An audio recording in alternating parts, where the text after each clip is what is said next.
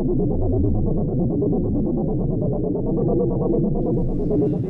light bulbs too.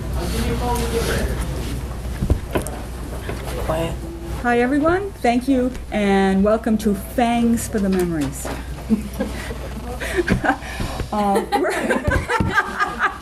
We don't come up with the titles. And no one's wearing fangs right now. Right? Unfortunately. Oh, no? Okay. What do you mean no one's wearing Okay, I meant on the panel.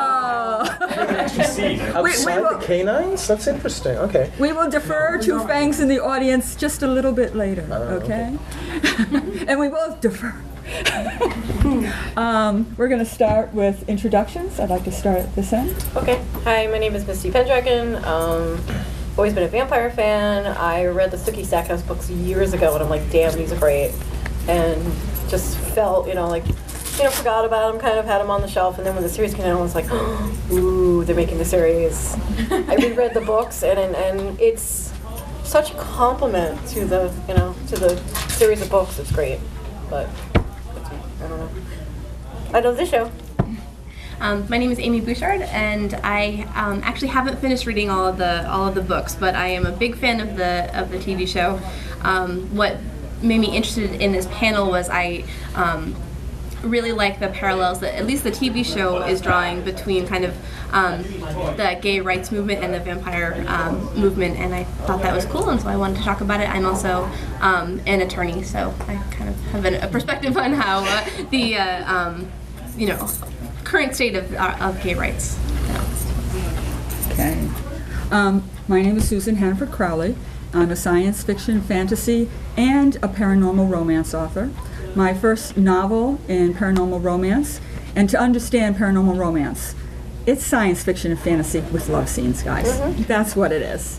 And my first one is The Stormy Love Life of Laura Cordelay, which is about a supernatural who controls storms and a vampire. And I also have, for people who want information on my two novellas that are also tied in to the same world. I am a big Charlaine Harris fan. I read the book Dead Until Dark when it first came out, then couldn't find one. I needed one immediately. You know how you need things immediately? More popcorn. Couldn't find it immediately, and then started finding them again, and then was really happy to have HBO do True Blood. Go ahead. Okay. My name is Mark Amadon. Still an amateur writer at this point. Have submissions out there. Have been studying vampire folklore for a very long time, for all the way back, and so naturally I approach any given vampire story with, okay, which rule set are we going to use this time? I'm also very happy that my hometown of Burlington, Vermont got a shout out in the last episode of the series, which I thought was great. Yes, I'm up to the 7th book in the series, so I think one of the first questions we ought to be asking is where we draw the line at spoilers, because, for this audience, just to... I finished the 3rd, that's as far as I got. That's the 3rd, okay, that's okay, because only the first 2 books have been made into the series to this point, so... But that's...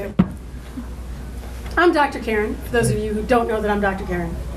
I'm a veterinarian, but I really love this series. And when it came out on HBO, I'm notorious for not watching television. I watch television. Ranked right up there with Battlestar Galactica. So, I don't always like what they do with the show, but I love Charlaine Harris. I think she's got a good premise. I like the fact that her characters are people, not teen angst pits. Yes, I've read those books. I have nieces. It's important to keep up with them. I really would love to introduce my nieces to this. My sisters would kill me just from the sex scenes. And of course, they can't watch the shows for the same reason. Yes. Because HBO is exploiting that. More power to them. But it's really good to see something that is so completely out there that would never have been on TV 10 years ago to now be on TV and to get discussed. And to be doing really well. And be doing well. Mm-hmm. To the point where they're selling True Blood as a soft drink. Yep. Way to be right out this morning.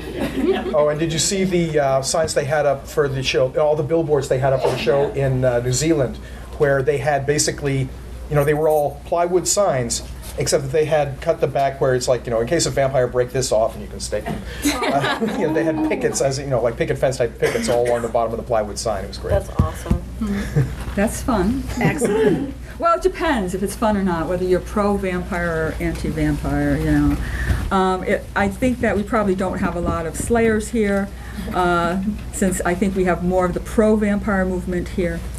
What do you think, because we have a large contingency that has read the book, about is the TV series really doing justice by the book? I had said that I noticed that they were like taking parts of this book and putting it in this season, and it's kind of a little disjuncted. And Well, the main thing between the books and the series, really, is that the books are all first-person, singular point of view from the point of view of Sookie Stackhouse. She's telling her story, and in the case of this last season on the TV show, and of course the second book in the series, the book had to follow Sookie from Bonton to Dallas. And then when she was done in Dallas, she came back to discover, wow, weird stuff been happening in my hometown. Whereas the series, because they have to take the omniscient point of view, because otherwise the poor kid is on screen at all times. Nothing wrong with that. You haven't administered a TV show. So yeah, there's plenty wrong with that, trust me. Yeah, we actually got to see the degradation and the decadence in the town build up while she was gone, and get to learn more about the Maenad while she was gone as well. So, but that's the number one difference between the two. Then of course there's fun plot points and character points, but I consider them relatively minor.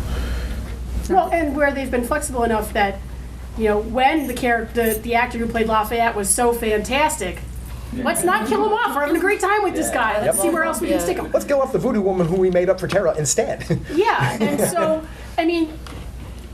I like the fact that the show is showing ingenuity. Here we've got an actor who's taking this role and completely taking over the screen. Hey, great, let's have some fun with it. But they're still maintaining the feel of the show is. They're still giving you the build on the characters. They're keeping them from being very cardboard. Charlene Harris says that she loves the show because she, at this point, has no idea what's going to happen next. Oh, by the way, did you all catch the Charlene Harris cameo in the last episode of the second season? No. Yes, that was her at Merlot saying, "I don't know what's become of this town." The show would get on HBO On Demand. Season 2. Sorry, vampire expert just walked in the room. So. Yes. I think I have a different perspective because I watched the TV show before I started. The TV show was the reason why I started the books, and I've been enjoying both of them as completely different entities. I love the show. It's got a, it's very, very different from the books. At least now that I'm kind of starting to see them. The books are a surprise because I don't know what's going to happen because the TV show hasn't followed them exactly. I think that's cool.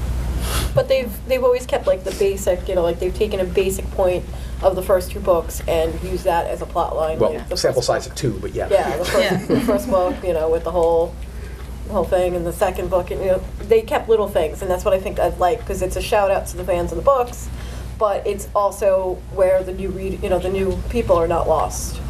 And it helps out to read them after. Should get an Emmy.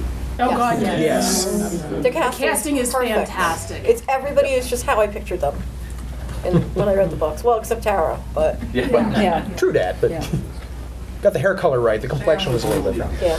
What I like is I like the modern world aspect. I like the technology when they explain that because the Japanese created synthetic blood that the vampires were able to come out of the coffin. I like the between the vampires, the discord, because some people like to be out of the coffin, some people don't like it. They want to be